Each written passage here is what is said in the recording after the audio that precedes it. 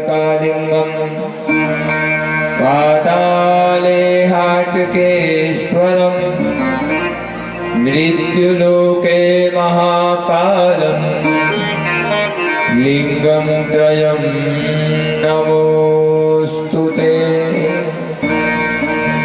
अन्नपूर्णे सदा पूर्णे शंकर प्राणवल्लभा शीतले त्वं जगद्धात्री शीतलायै नमो नमः। भावुकानः सरस्वती वाजे विरवाजिनीवती जज्ञं वष्टोदियावसो मनोजवं मारुततुल्यवेगं जितेन्द्रियं बुद्धिमतां वरिष्ठं वरं करुणावतारं संसारसारं भुजगेन्द्रहारं सदा वसन्तं हृदयारविन्दे भवं भवानी सहितं नमामि। भवं भवानी सहितं नमामि। इंदौर नगर के महाराजा राजाधिराज भगवान श्री महाकाल महाराज और माँ जगदम्बा के लाडले लाल अपने भक्तों के जीवन के समस्त विघ्नों का नाश करने वाले विघ्नहरण मंगल करण श्री सिद्धि विनायक खजराना गणेश जी महाराज के चरणों में हम सभी लोग दंडवत प्रणाम करते हैं, नमन करते हैं। वाणी की अधिष्ठात्री देवी मां शारदा के चरणों में कोटि कोटि वंदना करते हुए उनसे प्रार्थना करते हैं, मां आपका आशीर्वाद सदैव हम सब पर बना रहे। पोथी के चरणों में बारंबार नमन करते हुए श्रीमद् भागवत कथा के प्राणाधार रास रासेश्वरी श्री राधा रानी के जीवन आधार हम सभी भक्तों के भगवान श्री द्वारिकाधीश करते हैं। पधारिए, अपना स्थान ग्रहण करके हम सभी को कथाएं श्रवण कराइए। अपने अपने इष्ट देवता, कुल देवता, ग्राम देवता, स्थान देवता, समस्त देवी देवताओं को प्रणाम करते हुए अपने अपने माता पिता के चरणों में अपने शीश को झुकाते हुए नमन करते हुए इस पृथ्वी के भगवान समस्त ब्राह्मणों के चरणों में श्रद्धा सहित नतमस्तक होकर प्रणाम करते हुए आप सभी लोगों के हृदय में विराजमान परमपिता परमात्मा के दिव्य स्वरूप को सिया राम मई सब जग जानी करो हूँ प्रणाम जोरी जुग पानी, इस मंत्र को अपने हृदय में धारण करते हुए हमारे कथा के यजमान तथा व्यासपीठ की ओर से आप सभी लोगों को जय श्री कृष्णा। शिव नमः हर महादेव। आज आप लोगों को ज्यादा नहीं बोलेंगे, हमको भी पता आज 11 से, इसीलिए आप लोगों की जो शक्ति है वो फलार करने में लगी हुई, इसलिए जयकारा आप नहीं बोलती आपकी। आइए, जैसा कि आप सभी लोगों को पूर्व विदित है कि हम सभी लोग श्रीमद् भागवत ज्ञान गंगा के चतुर्थ सोपान में अपने जीवन को धन्य करने के लिए, अपने मन को निर्मल करने के लिए हम सब लोग कई घाट बने हुए हैं, लेकिन सभी घाटों में जो महत्वपूर्ण घाट है, जहाँ पर नहाने का सबसे ज्यादा आनंद है, वो घाट है हर की पेड़ी। वैसे ही ये जो भागवती गंगा है, इस गंगा में जगह जगह पर घाट बने हुए, अर्थात जगह जगह पर बहुत सारी कथाएं हैं, लेकिन उन सारी कथाओं में जो महत्वपूर्ण घाट है वह घाट है श्रीमद् भागवत कथा का चतुर्थ दिवस। चौथे दिन की कथा में भगवान कृष्ण का प्रादुर्भाव होता है। आज हमारी कथा में भगवान कृष्ण जन्म लेंगे और हम उस समय क्या उत्साह मनाएंगे? नंद के आनंद भयो। जब व्यक्ति के जीवन में आनंद का प्रादुर्भाव हो जाता है तो तो मान लेना चाहिए भगवान ही उसको मिल गए। और इसका कारण बताऊं, प्रथम दिवस की कथा, प्रथम दिवस की कथा में भागवत कथा का पहला श्लोक था सच्चिदानंद रूपायो। भगवान का रूप कैसा है? सच्चिदानंद स्वरूप। और सच्चिदानंद किसको कहते हैं? सत धन चित धन आनंद बराबर सच्चिदानंद।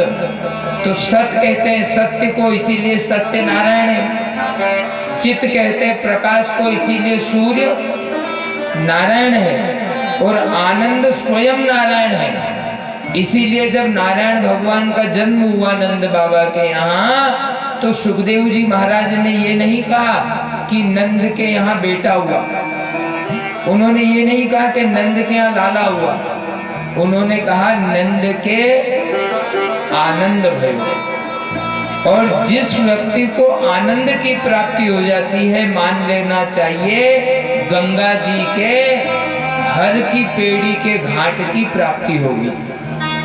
आज की कथा आप सभी लोगों को बहुत ध्यान से सुनना चाहिए। और आज तो कथाएं इतनी सारी है कि इधर उधर की बात करने का हमारे पास समय है भी नहीं। सीधे सीधे हम लोग कथा में पहुंचे, क्योंकि आज कितनी सुंदर सुंदर कथाएं सुनेंगे। आज हम ध्रुव जी की कथा सुनेंगे, प्रहलाद की कथा सुनेंगे। समुद्र को हम सभी लोग मना लें, उनके चरणों में निवेदन कर लें और उनसे कहें कि बाबा गजानन जी, जैसे आज भगवान का जन्म इस पंडाल में होगा, वैसे ऐसी कृपा गजानन जी आप बनाए रखें। और उनसे कहें म्हारा कीर्तन में रस बरसाओ बरसाओ, आओ जी गजानंद।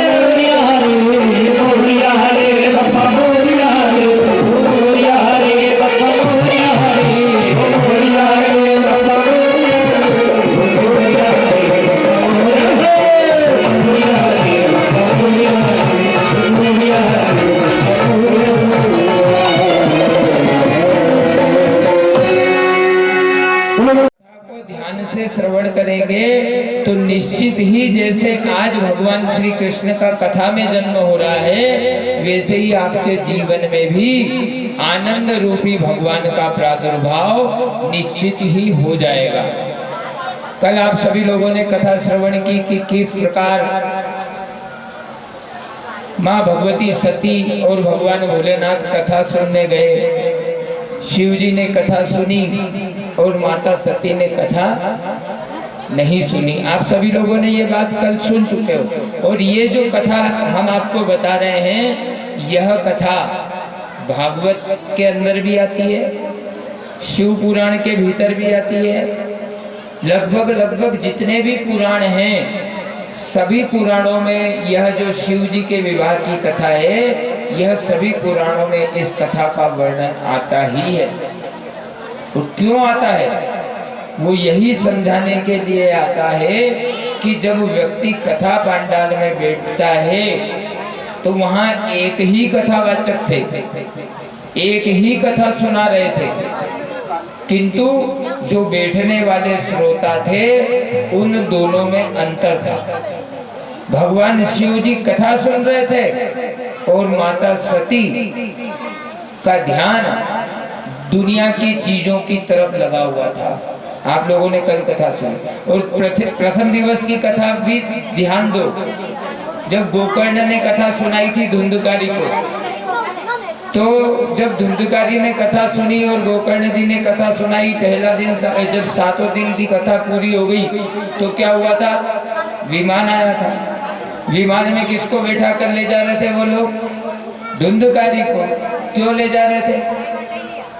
पूछा जब उन्होंने कि इसको क्यों ले जा रहे हो, तो देवताओं ने कहा इसने कथा ध्यान से सुनी, इसलिए हम ले जा रहे हैं। तो फिर गोकर्ण जी ने फिर से कथा का आयोजन किया। फिर से जितने भी सब लोग थे, सबने ध्यान से कथा सुनी। और ध्यान से कथा सुनने का ये प्रभाव हुआ कि सभी लोगों के लिए विमान आया। ये भागवत की कथा हमने आपको पहले सुना चुके हैं। अब हम आपको यह बता रहे हैं कि कल कथा हमारी यह चल रही थी कि शिव और पार्वती सती कथा सुनने गए। शिव जी ने कथा ध्यान से सुनी, माता सती ने कथा ध्यान से नहीं सुनी। और उसका यह परिणाम हुआ कि जब राम जी लीला कर रहे थे तो शिव जी ने तो भगवान समझकर प्रणाम कर लिया, किंतु माता सती परीक्षा लेने चली गई। माता सती को भरोसा नहीं हुआ। एक बात आप लोग ध्यान रख लीजिए, भगवान सिर्फ 2 चीजों की इच्छा आपसे रखते हैं। यदि ये 2 वस्तुएं भगवान के प्रति आपकी होगी तो संसार का ऐसा कोई साधन नहीं है जो परमात्मा आपको नहीं दे पाए। क्या सामग्री चाहिए परमात्मा को? भवानी शंकरो वंदे श्रद्धा विश्वास रूपिणो। भगवान भगवती जगदम्बा जो है वो श्रद्धा का प्रतीक है और भगवान शंकर जो हैं वो विश्वास का प्रतीक है। जब तक व्यक्ति के जीवन में किसी भी चीज के प्रति श्रद्धा नहीं आएगी, जब तक किसी भी वस्तु के प्रति विश्वास नहीं होगा, तब तक भगवान विश्वनाथ की कृपा व्यक्ति पर नहीं बन सकती। कोई सी भी सामग्री हो, कोई सा भी मंदिर हो, कोई सी भी कथा हो, चाहे वो सत्यनारायण भगवान की कथा हो या भागवत की कथा हो, आप जिस कथा को साधारण कथा मानते हैं वो साधारण कथा नहीं है। सत्यनारायण भगवान की कथा, सत्यनारायण भगवान की कथा का यह चमत्कार है, हमने प्रत्यक्ष देखा है और कई लोगों से हम करा चुके हैं। उसका परिणाम हमने हमारी आंखों से देखा है। जिस व्यक्ति का खुद का मकान नहीं हो या वो चाहता हो कि उसका खुद का मकान हो जाए जो किराए से दे रहा हो, या उसका मकान कच्चा हो वो पक्का बनाना चाहता हो, तो वो एक संकल्प ले ले कि मैं प्रति माह पूर्णिमा वाले दिन अपने घर पर सत्यनारायण भगवान की कथा करूंगा या करूंगी। 1 वर्ष का यदि संकल्प लिया गया तो 1 वर्ष पूरा नहीं होता है और व्यक्ति की मनोकामना पूरी हो जाती है। ये चमत्कार है सत्यनारायण भगवान की कथा का। लेकिन हम लोग सत्यनारायण भगवान की, और ऐसा कोई जरूरी नहीं है पंडित जी को बुलाकर कराएं। 10 रुपए की पोथी आती है श्री सत्यनारायण भगवान की कथा के नाम से, उस पोथी को खरीद कर लेकर आइए। हर पूर्णिमा वाले दिन थोड़ा सा एक कटोरी में पंचामृत बनाइए, थोड़ा सा प्रसाद भगवान का हलवा वगैरह जो भी सत्यनारायण भगवान की कथा का होता है वो रख दीजिए। 5 अध्याय सत्यनारायण भगवान की कथा के पढ़ दीजिए, आरती कर दीजिए, प्रणाम कर लीजिए, बस यही करना है। लेकिन हम लोग सत्यनारायण भगवान की कथा को कुछ समझते नहीं, विश्वास नहीं है उस कथा पे हमको। जबकि उस कथा में ऐसा आता है कि उल्कामुख नाम का राजा सत्यनारायण भगवान की कथा काई के लिए कर रहा था? संतान प्राप्ति के लिए। और उस जन्म में तो उसको संतान मिली तो मिली, वही राजा अगले जन्म में दशरथ जी बने और भगवान खुद उनके यहाँ बेटा बनकर आए। ये चमत्कार है सत्यनारायण भगवान की कथा का। हम लोग उस कथा को कोई हमने कैसी मान ली मालूम? कथा चल रही है सत्यनारायण भगवान की तो अपन घंटी का इंतजार करते कि कितनी बार घंटी बजी। 2 बार बजी, बोला अभी तो दूसरा ही अध्याय हुआ, अभी चलेंगे 5वें अध्याय में। तभी वो कथा अपना प्रभाव नहीं दिखाती। क्यों नहीं दिखाती? क्योंकि न तो हमारी उस कथा के प्रति श्रद्धा है, न हमारा विश्वास है। क्या होता है कथा से? भागवत की कथा एक ऐसी कथा है जो धुंधकारी जैसे व्यक्ति को, जो महापापी था, उसका उद्धार करा देती है। नारायण का नाम एक ऐसा नाम है जो अजामिल जैसे व्यक्ति को, जो जुआ खेलता था, मदिरापान करता था, वेश्यावृत्ति करता था, उसका भी उद्धार कर देता है। लेकिन हमारा उद्धार नहीं हो रहा। हम लोगों को दुखी दुख है। क्यों? क्योंकि हम भगवान को केवल भगवान मानते हैं, कंकु चावल चढ़ा देते हैं, केला चढ़ा देते हैं, प्रसाद चढ़ा देते हैं, 1 लोटा जल चढ़ा देते हैं, बस। इसके बाद हमारा न तो भगवान के प्रति कोई श्रद्धा है, न भगवान के प्रति कोई विश्वास है। कल आप लोगों को एक उदाहरण भी दिया था हमने कि जब दुर्योधन और अर्जुन गए भगवान को अपने पक्ष में करने के लिए, तो भगवान ने सबसे पहले क्या लालच दिया?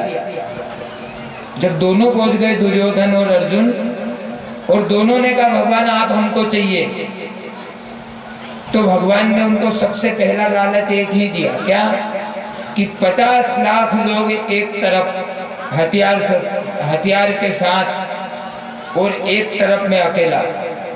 न तो मैं शस्त्र उठाऊंगा, न अस्त्र उठाऊंगा, न किसी से लड़ूंगा, न किसी को मारूंगा, केवल बैठूंगा। और दूसरी तरफ मेरे 50 लाख लोग रहेंगे जो लड़ेंगे भी। इसी जितना आप जरूरी समझते हो अपने जीवन के लिए, वैसे ही कथा को भी जीवन बीमा पॉलिसी करो। ये जो आप कथा सुन रहे हो, ये आपकी पॉलिसी हो रही है। और पॉलिसी का एक ही काम होता है, जीवन के साथ भी और जीवन के। ये भागवत की कथा आपको साथ भी सहयोग करेगी। जब तक आप जियोगे तब तक आपको संकट के समय ये साथ देगी। और जिस दिन आपकी और हमारी मृत्यु होगी, उस दिन हमको लेने के लिए यमराज के दूत नहीं आएंगे, भगवान के पार्षद आएंगे। क्योंकि हमको विश्वास है कि हमने भागवत की कथा सुनी और इस कथा को सुनकर अपने जीवन में हमने उस कथा का अनुसरण भी किया। शिव और पार्वती दोनों, सती दोनों कथा सुनने गए। शिव जी ने कथा सुनी, पार्वती ने कथा नहीं सुनी। क्या? सती को जलना पड़ा।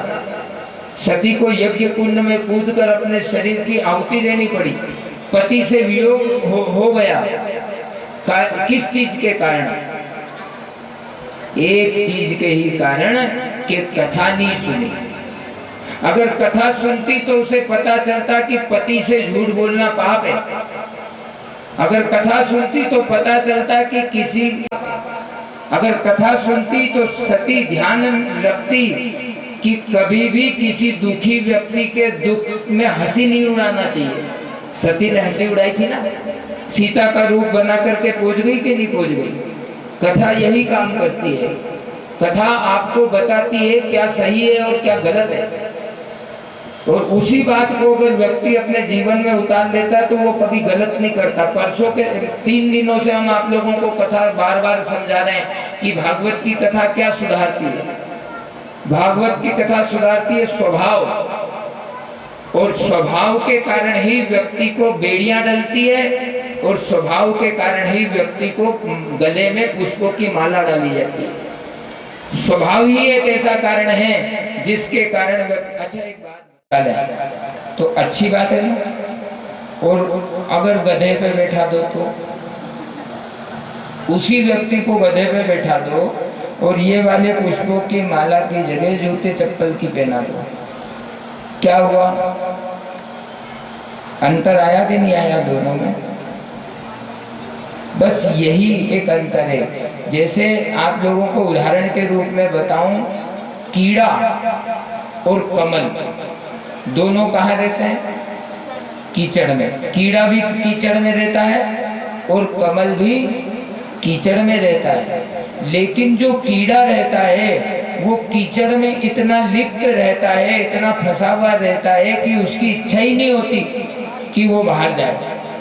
उस कीड़े ने वहीं अपने बच्चे बच्ची पैदा कर लिए, वहीं जो गंदगी मिलती है वो खा लेता है, वहीं पड़ा रहता है, खाता है, घूमता फिरता है, संतान पैदा करता है और सो जाता है। तो कमल जैसे ही कीचड़ में उसका जो बीज रहता है वो अंकुरित होता है और हमेशा सोचता है कि मैं कैसे भी करके इस कीचड़ से बाहर निकलूं। वो अपने आप को पहले कमल बंद रहता है, देखा है ना आप लोगों ने, कमल खिला हुआ पैदा नहीं होता, कमल बंद रहता है, मतलब वो अपने आप को सुधारता है।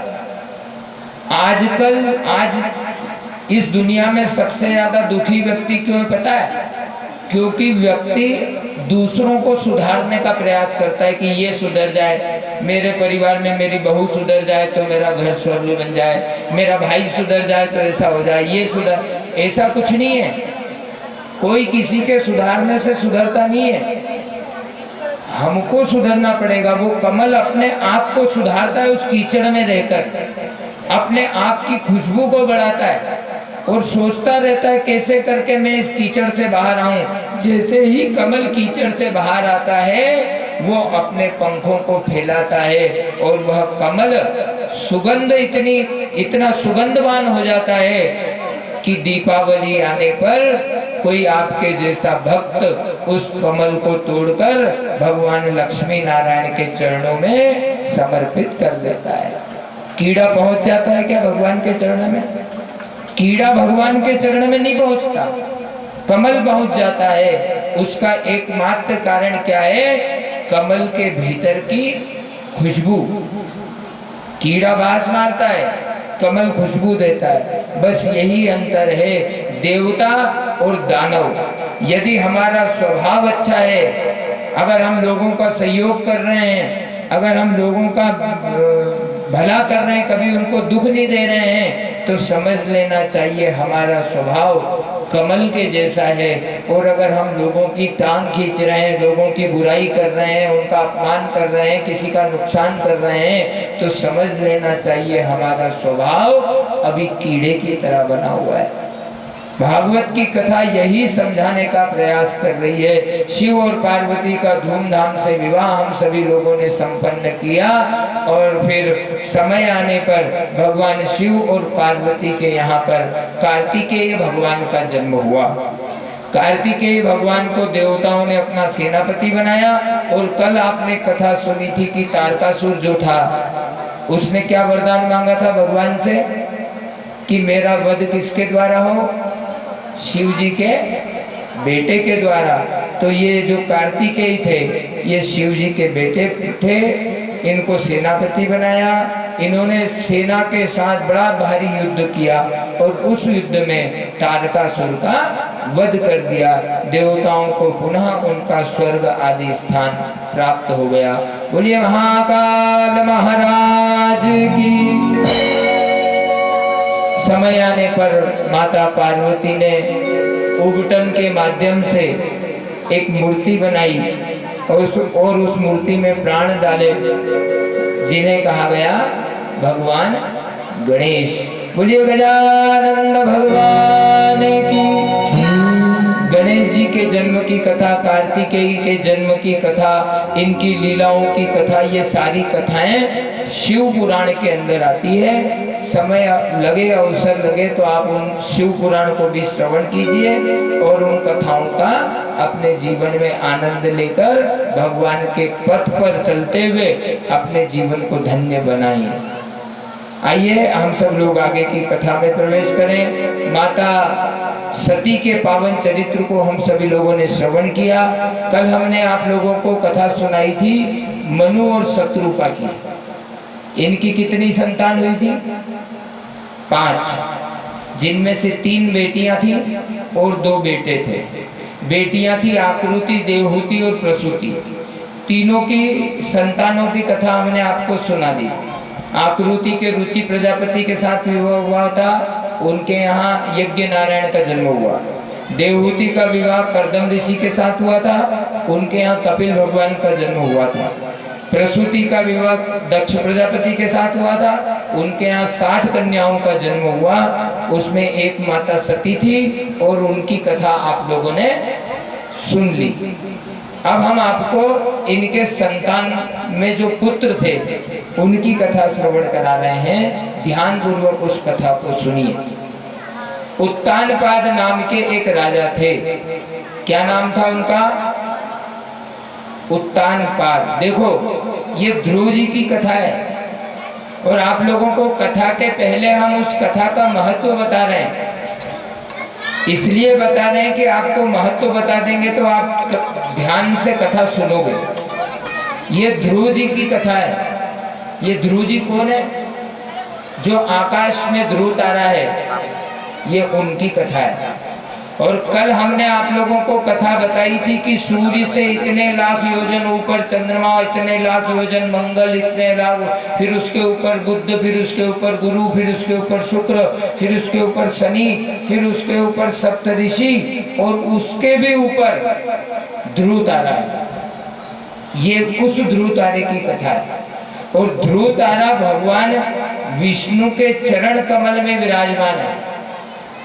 और ये जो ध्रुव तारा है ये भगवान का बहुत बड़ा भक्त था। और ये ध्रुव जो है ये एक व्यक्ति नहीं है, आप और हम भी ध्रुव बन सकते हैं। ध्रुव अर्थात अटल।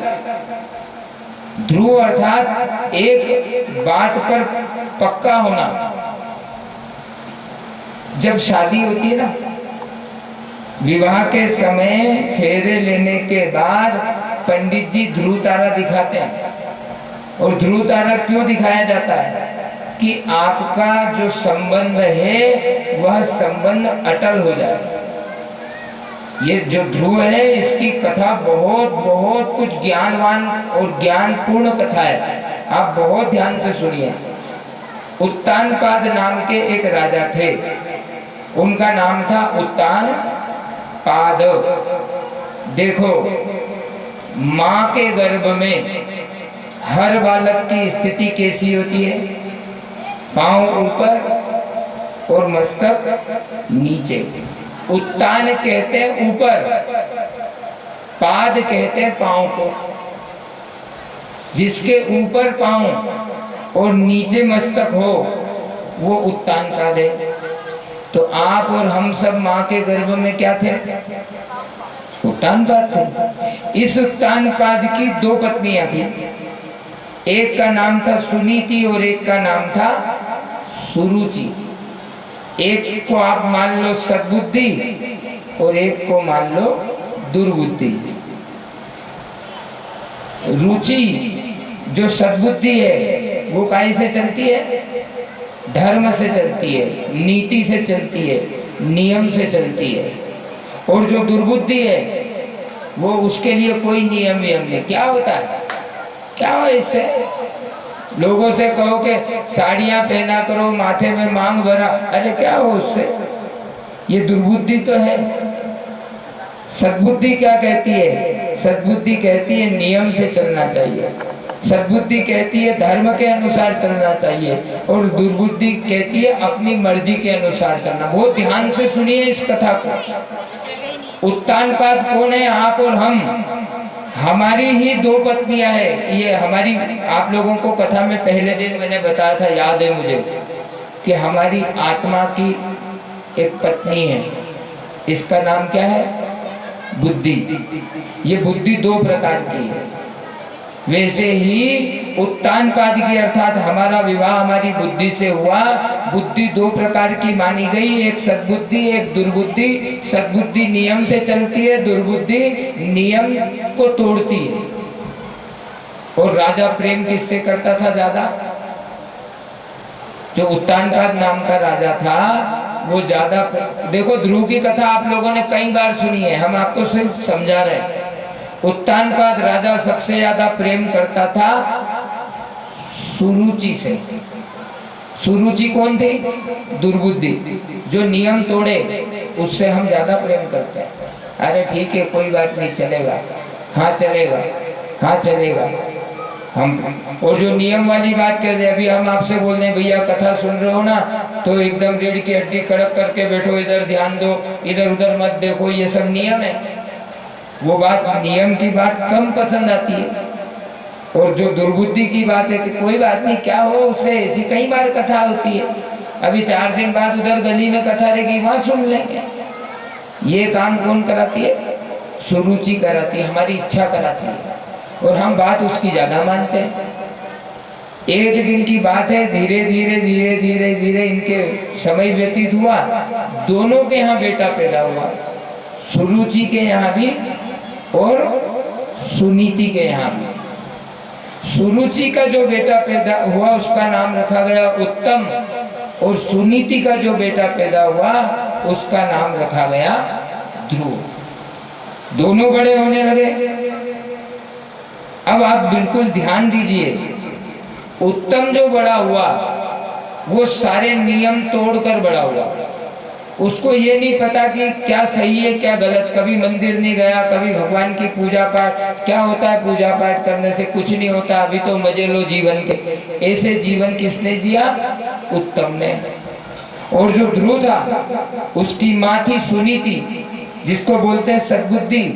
उसने अपने बालक का पालन पोषण नियम से किया, मंदिर जाना, लोगों से को प्रणाम करवाना, राधे राधे बुलवाना, माथे पर दोनों बेटे आकर मुझे प्रणाम करेंगे। लेकिन उत्तम कहाँ चला गया?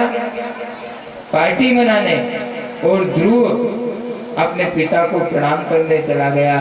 जैसे ही प्रणाम किया ध्रुव ने, उत्तानपाद ने ध्रुव को उठाकर अपनी गोदी में बिठा लिया। ध्रुव की जो दूसरी माता थी, जिसका नाम था सुरुचि, जिसको बोलते दुर्बुद्धि, उसने आकर ध्रुव का हाथ पकड़ा और गोदी में से नीचे उतार दिया कि इस स्थान पर तेरा बैठने का अधिकार नहीं है, इस स्थान पर तो राजा के पद पर तो मेरा बेटा बैठेगा। जैसे ही हाथ पकड़कर नीचे उतारा, तो ध्रुव अगर आज का बालक होता, बैठने का तेरा अधिकार नहीं है, तो सुनीति ने कहा बेटा कोई बात नहीं, जितने भी सुख दुख जो मिलते हैं वो भगवान की कृपा से मिलते हैं। परमात्मा अगर हमारे साथ है तो हमें फिर किसी की भी गोदी की आवश्यकता नहीं है। और कहाँ तो अपने पिता की गोद में बैठना चाहता है। अगर बैठने का ही शौक है तो परम पिता की गोद में बैठने का प्रयास कर बेटा, तभी तेरा जीवन सार्थक होगा। ये बात किसने कही? एक माँ ने अपने बेटे से, क्योंकि नियम वाली बात थी। ध्रुव जी बात मान गए माँ की और कहने लगे अच्छा माँ, पिता के ऊपर जो परम पिता है वो कहाँ मिलते हैं? माँ ने कहा बेटा भगवान के मिलने का कोई भरोसा नहीं है, क्या पता कौन से गुण से दयानिधि रीझ जाते हैं, उनका कोई भरोसा नहीं। वो क्या गुण देख ले, वो तो सदना कसाई को मांस काटते काटते उसके ऊपर प्रसन्न हो गए, वो सबरी के झूठे बेर खाकर प्रसन्न हो गए, वो सुदामा के चावल खाकर प्रसन्न हो गए, तो उन्होंने दुर्योधन के 56 भोग की ओर भी नहीं देखा। उनका कोई भरोसा नहीं है वो कौन से गुण पर प्रसन्न हो जाएगा। तो ध्रुव जी ने कहा माँ फिर मुझे वो कैसे मिलेंगे? तो माता ने कहा बेटा भगवान से अगर मिलना है तो उनको खोजना पड़ेगा। नामे मंदिर नामे मस्जिद नामे काबे कैलाश में खोजी होए तो तुरंत मिल जाऊं मैं तो तेरे पास में। ध्रुव जंगलों में चला गया। मार्ग में गए, रास्ते में नारद जी मिले। नारद जी क्या गुणगान कर रहे थे? श्रीमन नारायण नारायण नारायण श्रीमन नारायण नारायण नारायण नारायण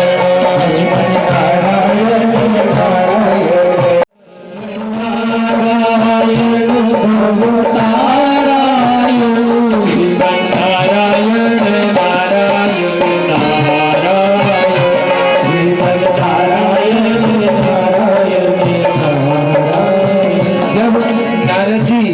जब नारद जी रास्ते में मिले तो ध्रुव जी को तो उनकी माँ ने बताया था बेटा जब भी कोई काम कर रहा है।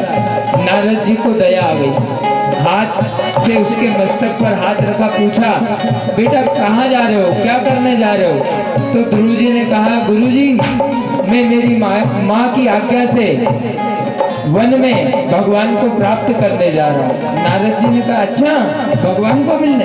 अरे भैया जंगल में तो शेर रहता है, भालू रहता है, बड़े बड़े जानवर रहते हैं, वो खा जाएंगे तुझे, भगवान नहीं रहता। तो ध्रुव जी कहने लगे गुरु जी मेरी माता ने कहा है, मेरी माँ ने कहा है सिया राम मई सब जग जानी करहूं प्रणाम जोरी जुग। भालू में भी मेरा भगवान को भी प्रकट होना पड़ता है, इसीलिए आप नारायण विष्णु नारायण नारायण विष्णु नारायण नारायण नारायण शिव नारायण नारायण। नारद जी ने ध्रुव जी को आशीर्वाद दे दिया, मंत्र दे दिया बेटा ये मंत्र ले जा और बैठकर मंत्र का जाप कर। मंत्र महामणि विषय व्याल के मेटक कोम को कोसड़ भाल के। भगवान को अगर प्राप्त करना है तो भगवान के नाम ही मंत्र है। नारायण सत्यनारायण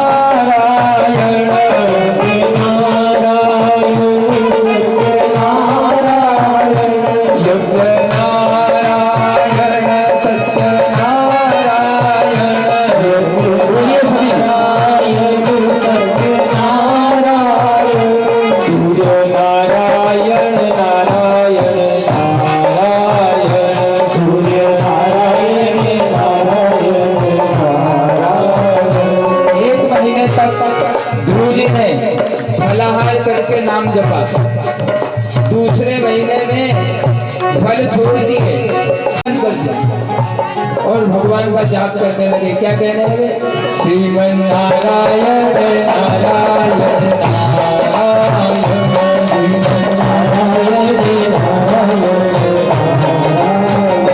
श्रीमन नारायण श्रीमन नारायण भवतारायण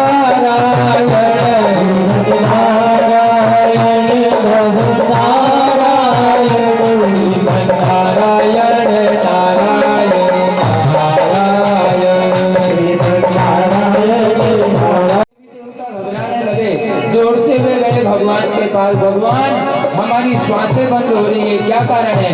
भगवान ने कहा मेरा भक्त है ध्रुव, वो मेरी ऐसी कठिन तपस्या कर रहा है, उसने फलाहार त्याग दिया, दुग्धाहार त्याग दिया, जलपान त्याग दिया, यहाँ तक कि श्वास का भी त्याग कर दिया। इसी कारण ये सब हो रहा है। मैं जा रहा हूँ, आप फिक्र मत करो, अभी जाता हूँ, मेरे भक्त की कामना पूरी करता हूँ। श्रीमन नारायण नारायण नारायण विष्णु नारायण नारायण नारायण नारायण श्री नारायण नारायण बोलिए नारायण। आज एकादशी है, बोलिए नारायण हरि भगवान की। भैया भक्त को भगवान दिया और विश्वास का ये परिणाम है कि मैं तुझे प्राप्त हो गया मात्र 6 महीने। बहुत सारे ऐसे ऐसे संत हुए जिन्होंने हजारों हजार वर्ष तपस्या की, फिर भी भगवान उनके स्वप्न में भी दर्शन नहीं दिया भगवान ने, किंतु ध्रुव जी को मात्र 6 महीने में दर्शन दे दिए। इसका एकमात्र कारण यह था कि ध्रुव जी नियम से चलते थे और ध्रुव जी को भगवान के ऊपर भरोसा था। आज ध्रुव जी से कहा भगवान ने, बेटा क्या मांगना है मांग। ध्रुव जी ने कहा भगवान आप मिल गए, क्या मांगो, आप मुझे अपने साथ अपने धाम को ले चलो। भगवान ने कहा बेटा अगर मैं तुझे धाम को ले जाऊंगा ना तो कोई भी मेरी भक्ति नहीं करेगा, कि जो भक्ति करता है उसको तो भगवान ले जाते हैं। मैं लोगों को बताना चाहता हूँ कि जो मेरी भक्ति करता है उसको मैं संसार का सारा सुख दे देता हूँ। अब तू मेरी गोद में बैठ गया है, अब लोग तुझे गोदी में नहीं, अब लोग तुझे मस्तक पर बैठाएंगे। भगवान खूब सारा आशीर्वाद देकर अपने धाम को चले गए। इधर नारद जी ने जाकर उत्तानपाद को सारी बात बताई। उत्तानपाद सेना लेकर वहां आया। ध्रुव जी ने सबसे पहले जाकर अपनी माता सुरुचि को प्रणाम किया, जिसने गोद में से उतारा था ना उसको। क्यों प्रणाम किया? राम जी ने जब वनवास में से वापिस जब राम जी गए थे तो सबसे पहले राम जी ने किसको प्रणाम किया था? माता कैकेयी को।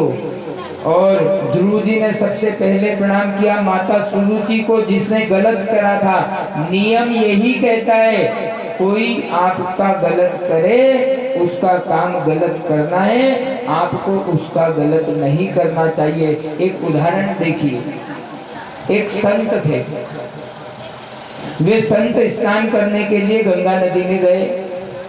गंगा जी में जब वो स्नान कर रहे अपना हाथ ऐसे आगे किया उस बिच्छू को बचाने के लिए। जैसे ही हाथ आगे बढ़ाया बिच्छू ने डंक मार दिया। संत ने हाथ हटाया, थोड़ी देर हुई फिर संत ने हाथ आगे बढ़ाया, फिर बिच्छू ने डंक मार दिया। थोड़ी देर बाद फिर संत ने हाथ बढ़ाया। संत आगे हाथ क्यों बढ़ा रहे थे? उस बिच्छू को बचाने के लिए कि ये पानी में बचा लो। और वो बचा रहे हैं और बिच्छू क्या कर रहा है? डंक मार। 4 बार डंक मार दिए। 5वीं बार फिर महाराज जी ने आगे हाथ बढ़ाया, फिर बिच्छू ने डंक मार दिया। महाराज जी जब वापिस हाथ बढ़ाने लगे तो उनके शिष्य ने कहा कि महाराज आप जबरदस्ती बिच्छू को दूध बचा रहे हो, उसकी आदत है काटने की, आप उसको बचाने के लिए हाथ आगे कर रहे हो, वो आपको डंक मार रहा है, बहने दो उसको, जाने दो। तो संत ने कहा देखो भैया अभी हाल आपने एक बात बोली कि बिच्छू की आदत है डंक मारना, है ना? तो बिच्छू की आदत है डंक मारना और संत की आदत है लेते कुछ अपशब्द कह देते। तो कभी कैकेयी राम जी और कैकेयी की सन्निधि नहीं होती, कभी राम राज्य नहीं बनता। पर राम जी ने उस समय उस बात को टाल दिया। समय आने पर जब प्रणाम किया तो माता कैकेयी आप और हम सभी लोगों ने ध्रुव जी के पावन चरित्र की कथा सुनी। ध्रुव जी के पुत्र हुए वेन और वेन के पुत्र हुए, वेन जो था वो आतताई था। वेन को ब्राह्मणों ने श्राप दे दिया। श्राप से वो वेन जो था वो जल करके भस्म हो गया। जब वेन के शरीर को मथा गया तो उसमें से भगवान विष्णु के अंशावतार महाराज पृथु का जन्म हुआ। महाराज पृथु जिनके नाम थे पूरी पृथ्वी पर एक। तब महाराज पृथु ने पहाड़ों को उठा करके पहाड़ों को उनकी जगह पर स्थापित किया। हल के द्वारा अपने नहीं निकालती थी। तो महाराज पृथु को बड़ा गुस्सा आया। उन्होंने अपना बाण निकाला और कहा कि ये पृथ्वी अन्न नहीं देती है, मैं इस पृथ्वी को मार डालूंगा। जैसे ही बाण निकालकर महाराज पृथु उसको मारने लगे, पृथ्वी ने गाय का रूप धारण किया और महाराज पृथु से कहा कि आतताइयों के आतंक के कारण मैंने सारा अन्न सारा धन अपने भीतर रख लिया है। कोई पात्र पुत्र हो तो मेरा दोहन कर ले। तो जो पृथु महाराज थे वो गाय के बछड़े बने और उन्होंने इस पृथ्वी रूपी गाय के चारों थनों से धर्म, अर्थ, काम और मोक्ष इन चारों पुरुषार्थों के साथ संपूर्ण ऐश्वर्यों का दोहन किया। ऐसे थे महाराज पृथु। महाराज पृथु का पुत्र हुआ जिसका नाम हुआ प्राचीन वही। प्राचीन वही प्रतिवर्ष यज्ञ करता था। बहुत अच्छी कथा है, ध्यान से सुनिए, इस कथा से आपको कुछ सीखने को मिलेगा। प्राचीन वही नाम का एक राजा था।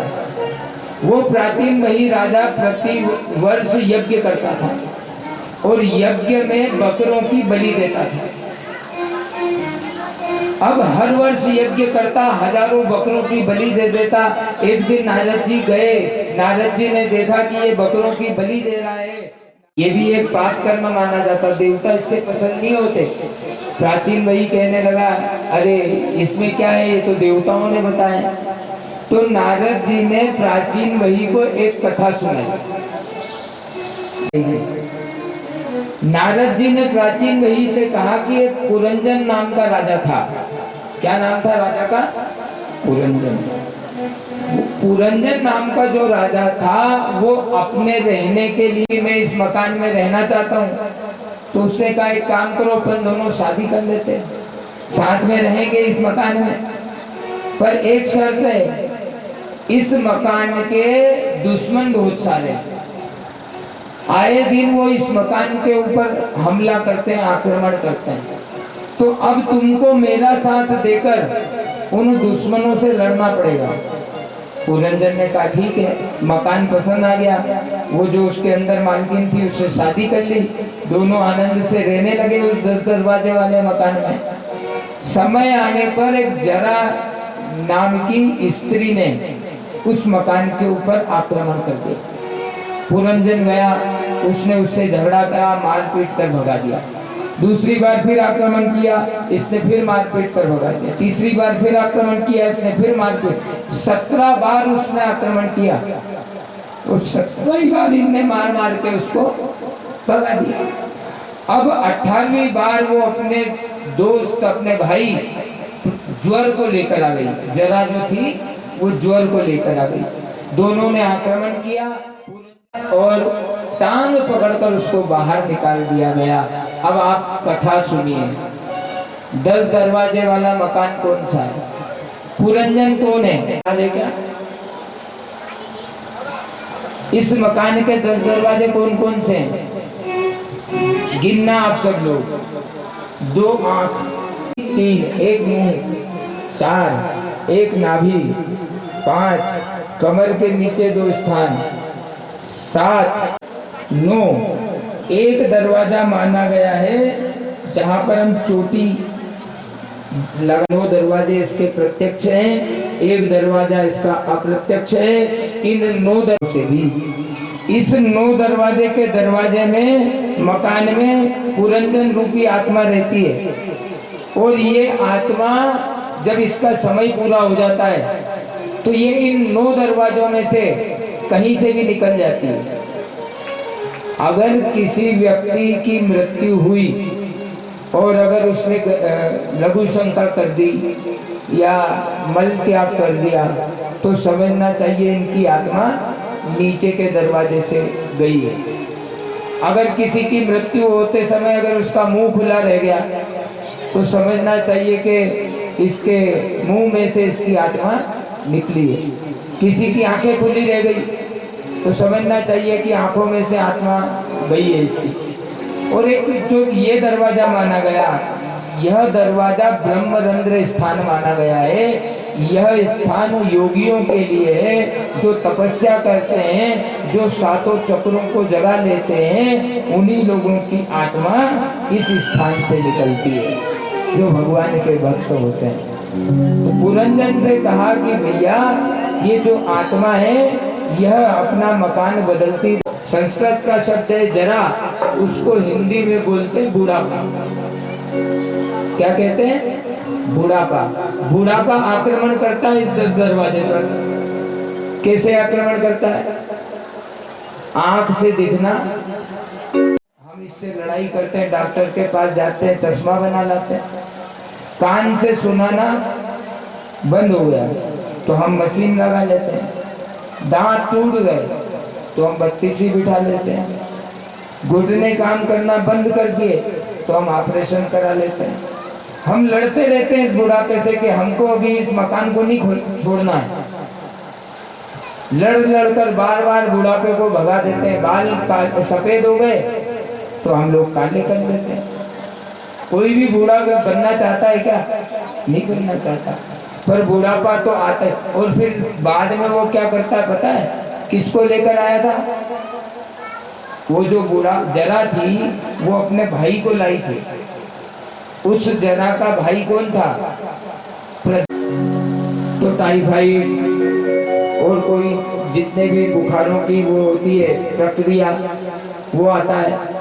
और आप लोगों को मालूम है बुखार आने के बाद व्यक्ति टूट जाता है, तो फिर उसकी जो शक्ति खत्म हो जाती है और वो दोनों, बुढ़ापा भी, बुखार भी, बीमारी भी पकड़ करके या तो वो चाहता तो अपनी मर्जी से मकान छोड़ देता। एक दरवाजा। इस कथा को श्रवण करें एवं खूब आनंद से इस चरित्र को अवश्य सुने, क्योंकि प्रहलाद जी ने नरसिंह भगवान को कहां से प्रकट कर दिया था? एक खंबे में से।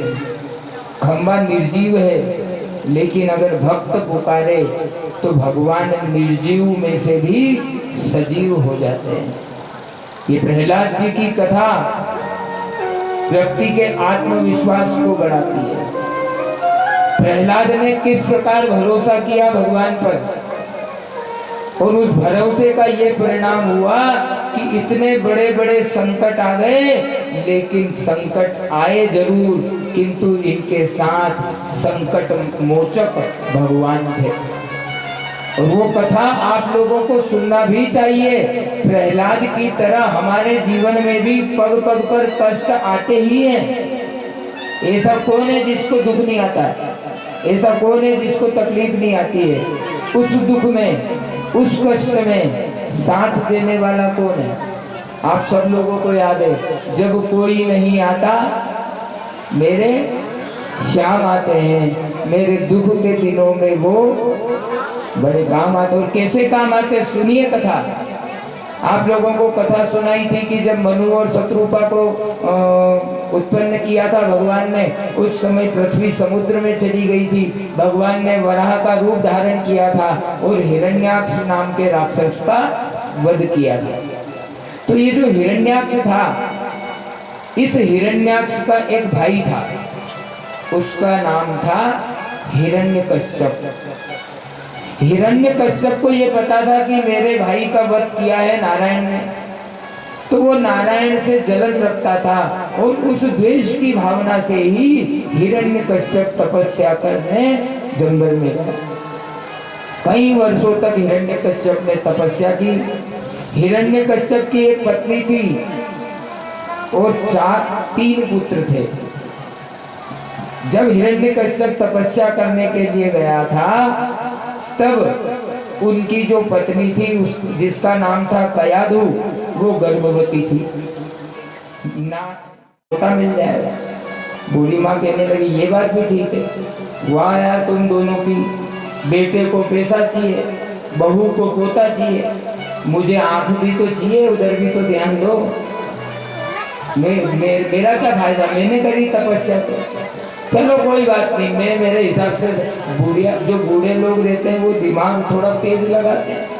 हाँ, तो भैया वो बुढ़िया गई भोलेनाथ के पास, बारात जा रही थी, तो लोगों से कहा कि जो लड़की वाले थे, लड़की वालों ने शर्त रख दी कि बारात आओ, पर आप, हमारी ये शर्त है कि आपकी बारात में एक भी बूढ़ा नहीं आना चाहिए। 40 साल से ऊपर का एक भी, 35 साल से ऊपर का एक भी नहीं आना चाहिए। तो उन्होंने कहा ठीक है, लड़की लेके आना। बारात लेकर जाने लगे। एक 65-70 साल के दादा थे, उन्होंने कहा भैया मुझे भी ले चलो यार। बोले दादा वो उन्होंने मना करा है, उन्होंने कहा अगर बूढ़ा आएगा तो हम बारात विदा नहीं करेंगे। बोले मैं बस में बैठा लूंगा पर मुझे ले चलो। मुझे मालूम है कि ये तुम लोगों के बस की बात नहीं है कि तुम बारात वापस राजी खुशी से ले आओ। तो दादा बैठ गए बस में।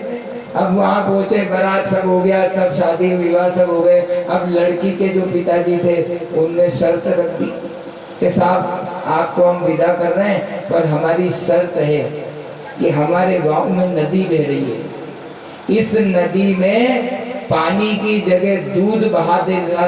जो दूध बहा देगा वो तो यहाँ से दुल्हन ले जाएगा, और जो दूध नहीं बहा पाएगा वो यहाँ घर जमाई बन के।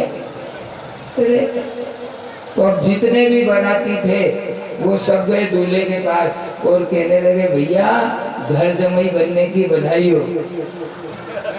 दूल्हा बुला रहे यार भैया ऐसा मत करो यार, पूरी नदी में दूध कोई कैसे बहाएगा यार। तो दूल्हे को याद आया वो दादा बैठे बस। चलो गया जोड़ते हुए, दादाजी बहुत कहानी फंसी हुई है, मेरे को घर जमाई बना रहे हैं। उन्होंने कहा दूध की नदी बहा दो और ले जाओ बहू को। दादा ने कहा बस इतनी सी बात, बहा देंगे। जाओ लड़की वाले से बोलो कि हम दूध की नदी बहाने के क्या कहा, हम बहाने के लिए तैयार है, नदी खाली करो। ये किसने, वो बोले कोई ना कोई तो बूढ़ा है तुम्हारे पास। तो बूढ़ों के पास समझ होती। तो ये बूढ़ी माँ गई शिव जी के पास और शिव जी से जाकर के कहने लगी, भोलेनाथ एक वरदान देना चाहते हो ना? बोले हाँ माँ। तो इसने कहा आप एक वरदान दे रहे हो तो ऐसा वरदान दे दो, मैं मेरे पोते को सोने की थाली में भोजन करते हुए देखूं। क्या कहा? मैं मेरे